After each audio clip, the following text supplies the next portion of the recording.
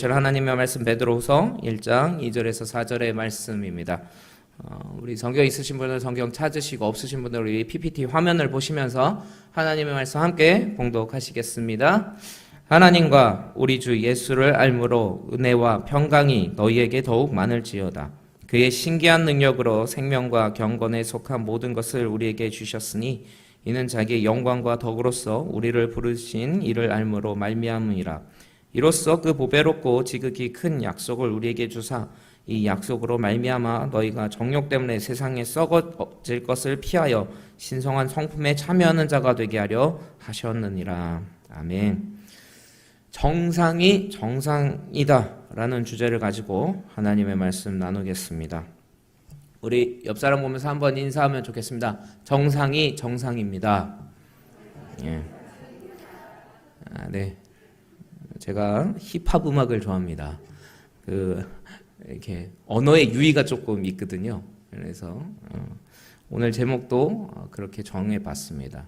여러분, 정상이 사실은 정상입니다.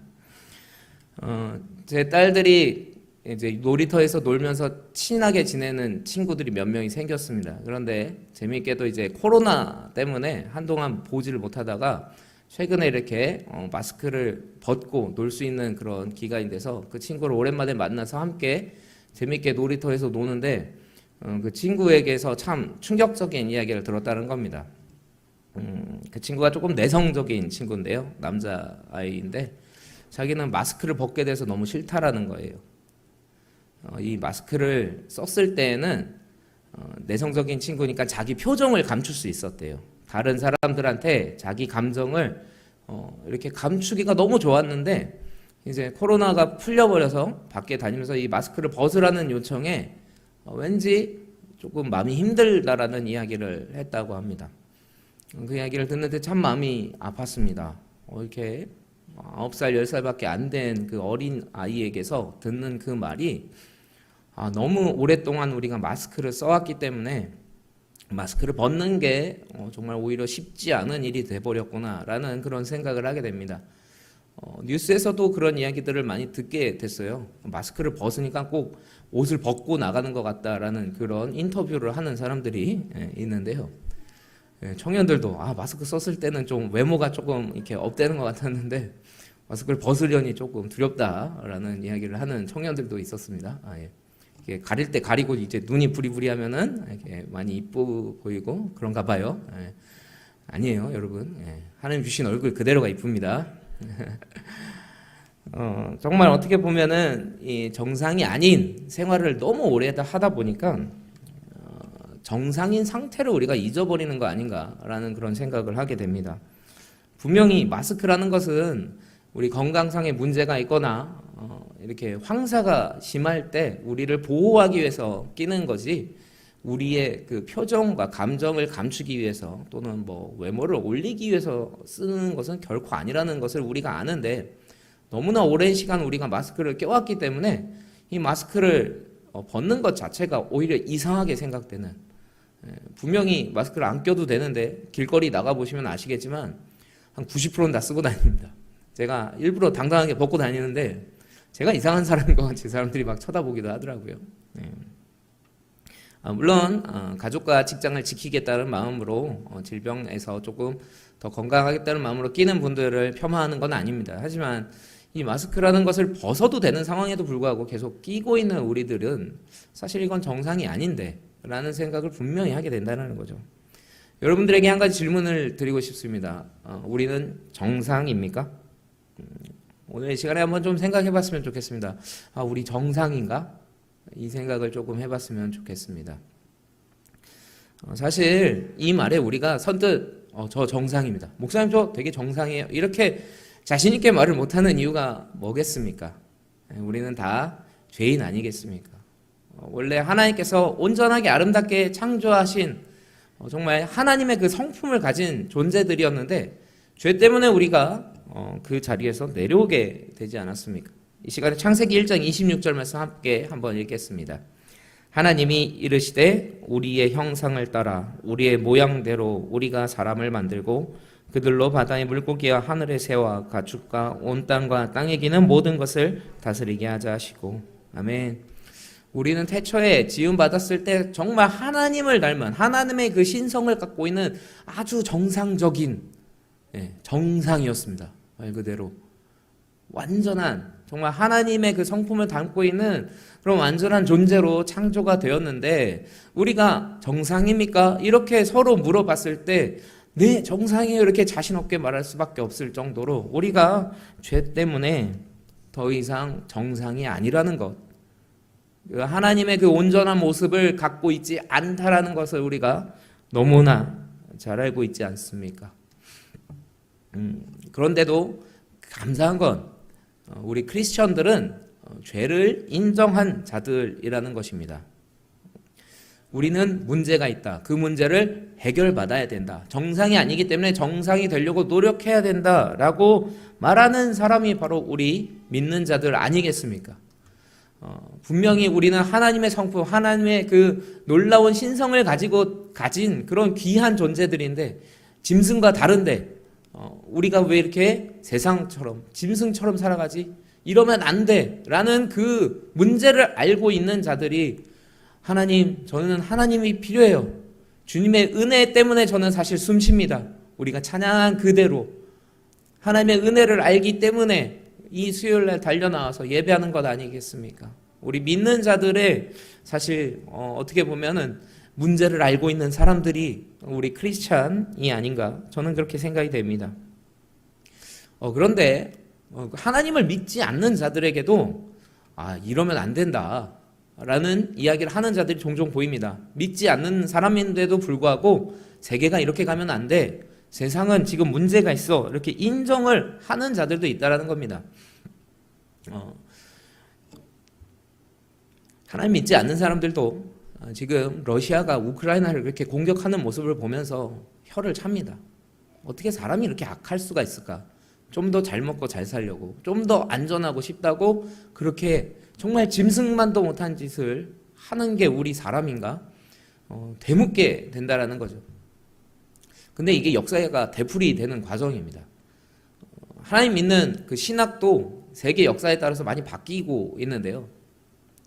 자유주의 신학이 막 팽배하던 시절이 있습니다. 우리 사람의 지성으로 유토피아를 건설할 수 있다. 우리가 정말로 완벽한 그런 정부를 만들어서 전쟁이 없는 세상을 만들자, 막 이런 신학이 유행하던 시절이 있었습니다. 그런데 세계 1차, 2차 세계대전쟁이 벌어진 후에 그들이 내린 결론은 우리가 틀렸다. 사람은 악하다. 하나님 없이는 사람은 절대 이 지상 천국을 만들 수 없구나. 우리가 실패하는 걸 인정하자. 뭐 이렇게 간다는 거예요. 저는 세상이 정말 이런 질병과 전쟁을 보면서 회개하기를 원합니다. 정말로 바르게 서기를 원합니다. 하나님 없이 사람의 힘으로 완전해질 거다. 이거 완전한 착각입니다. 세상도 분명히 문제가 있다는 걸 인정을 합니다. 그렇기 때문에 어떻게든 해결해 보려고 하는 것은 동일합니다. 그러나 해결의 방법이 완전히 다르다는 것을 우리는 알 수 있습니다. 같은 말을 합니다. 성경에서는 정상으로 가라 라고 하고 세상에서도 정상으로 가라고 합니다. 그런데 그 정상의 의미가 다르다는 거죠.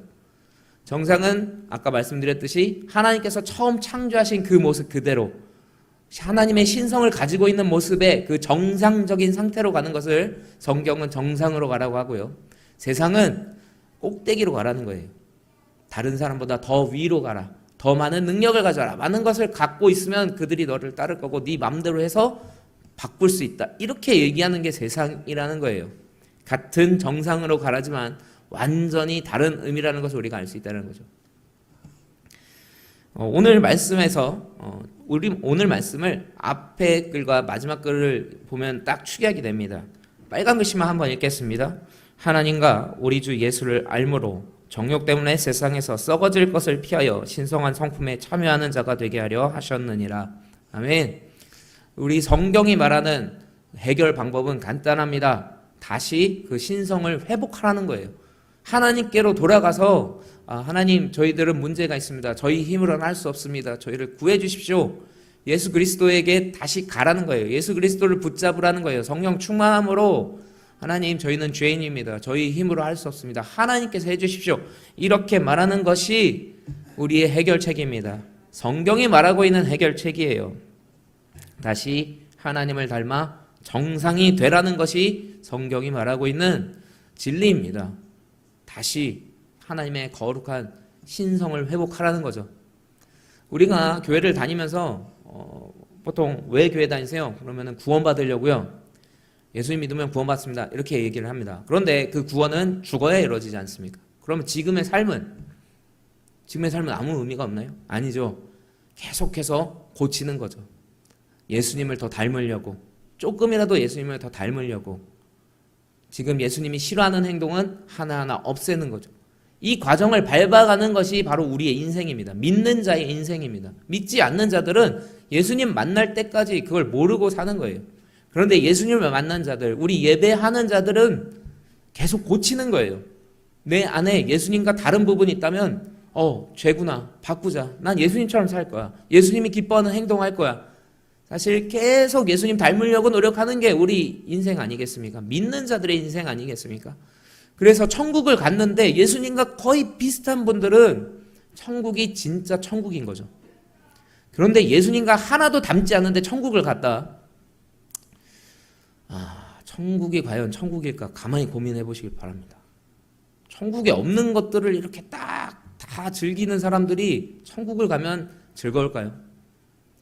지금부터 예수님을 많이 닮고 늘 예배하고 말씀 보고 기도하는 게 행복했던 사람은 천국에 가면 그거밖에 없잖아요. 그때 얼마나 행복하겠습니까? 그런데 이런 것들을 기뻐하지 않은 자가 천국을 간다. 당연히 천국이 천국 같지 않을 겁니다. 이게 어떻게 보면 복음이라고 생각해요.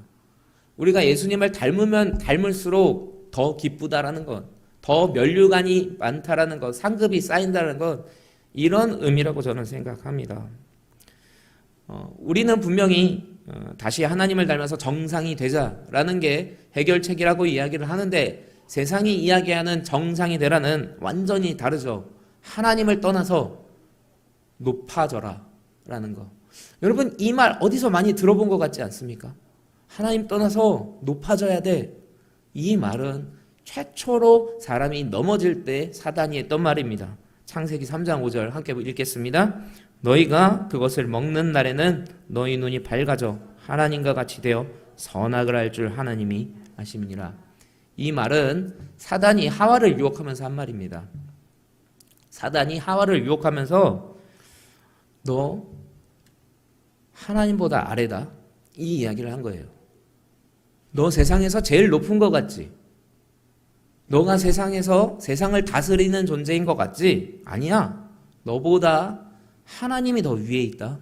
너 정상 아니다. 이 이야기를 하는 거예요. 하나님이 너보다 더 높아. 이러면서 사람에게 더 정상이 돼야 돼. 하나님 떠나서 더 높아져야 돼. 이 이야기를 하는 게 사단이라는 겁니다. 거기에 하와가 넘어가죠. 근데 우리가 한 가지 기억해야 될 게 있어요. 사단은 거짓이에요. 사단은 시작부터 끝까지 거짓입니다. 저는 오늘 이 말씀을 여러분들에게 꼭 드리고 싶어요. 정상일 때 정상이었다라는 거예요.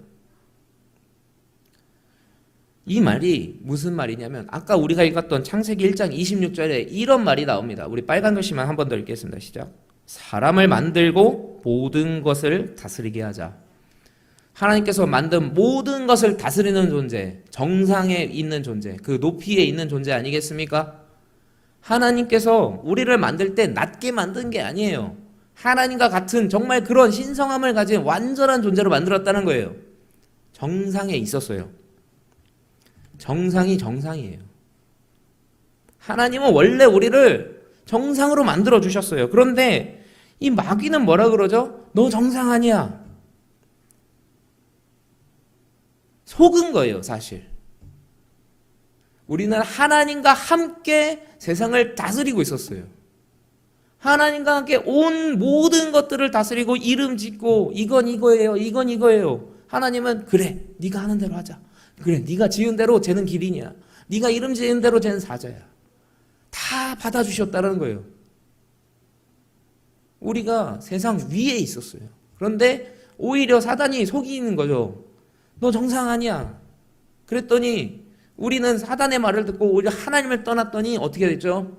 정상이 되긴커녕 세상의 지배를 받고 있지 않습니까?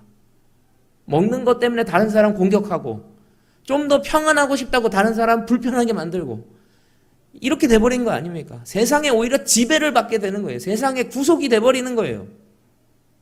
세상을 다스렸었는데 하나님과 함께 세상을 정말 아름답게 다스리고 있었는데 오히려 세상의 지배를 받는 그런 오히려 하등한 정상은커녕 하등한 존재가 돼버렸다는 거예요.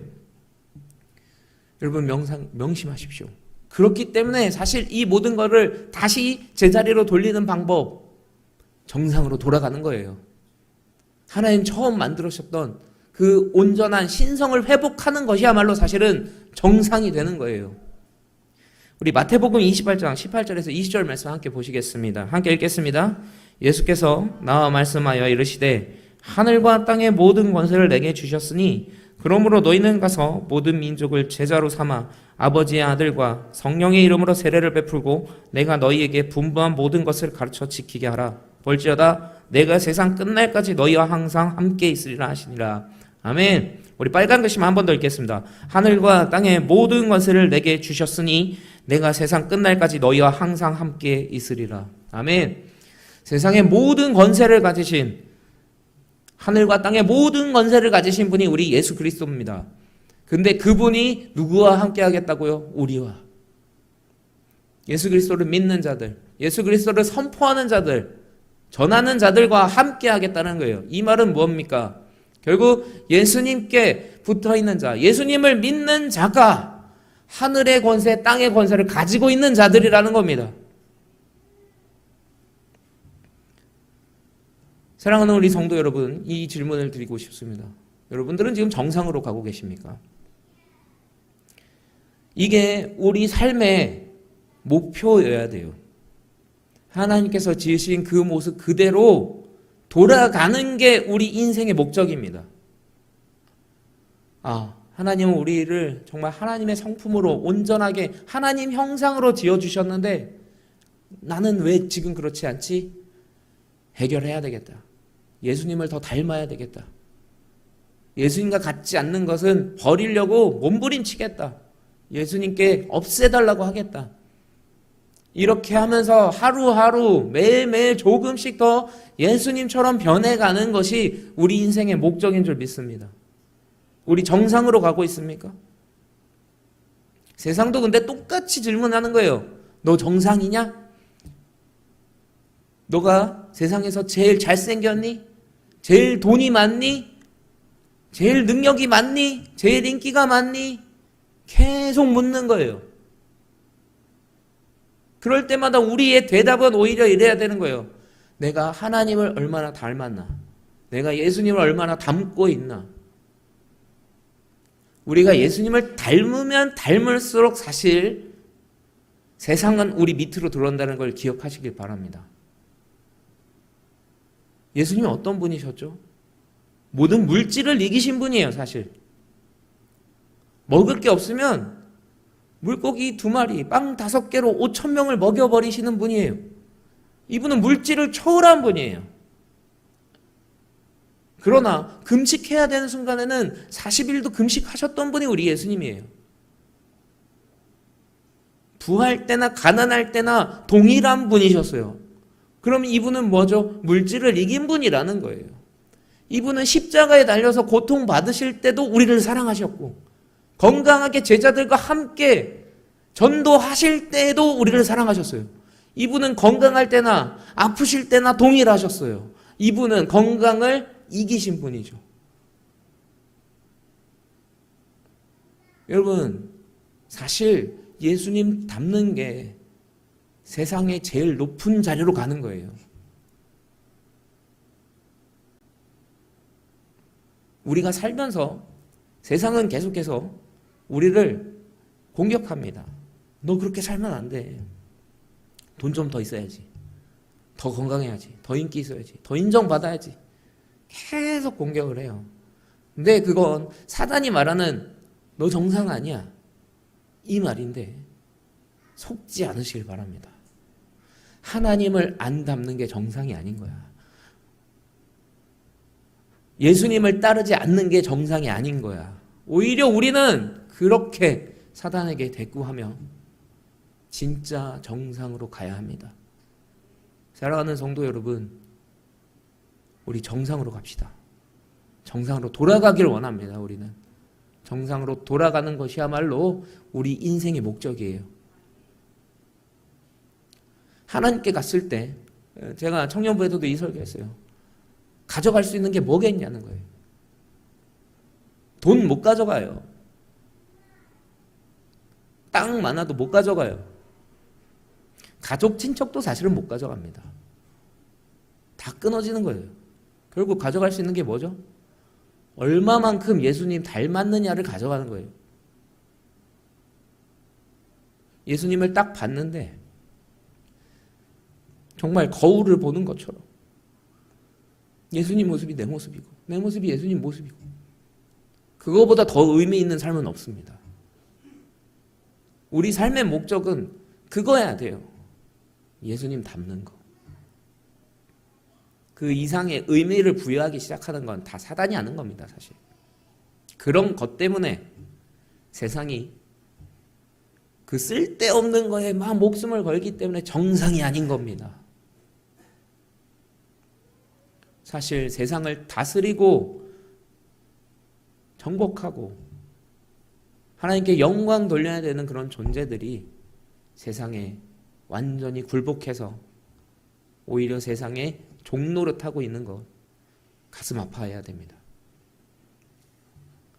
우리가 살면서 정상이 아닌 사람들을 보면서 힘들지 않습니까?